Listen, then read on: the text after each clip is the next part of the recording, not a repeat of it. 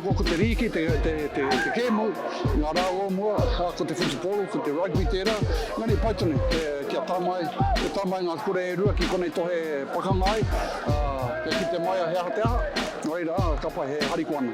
Ako ki te kia au i roto i te futupolo, ngā marama tata ko hipa ki ngari mo i tahi o ngā old boys o te kura. Ko tai mai me wara tau kara, he hariku ana. Ako kei te mau āhara ara e tahi mo te ahatango o tētai wigitori, ngā tau ko hipa ake. Koe no, ko tai mai ki te whakanui tō tātou tō mātou kura, tā rātou ekenga ki rungi te whira riki i tēnei rā. It's their first year they've had a team in the tournament this year, so they're doing really well. I mean, they've had a loss, but they're enjoying the atmosphere. Awesome, the game against Tipene, rivals from way back, but they're doing well, considering half of their team is first-time league players. Way back traditionally, I know they've had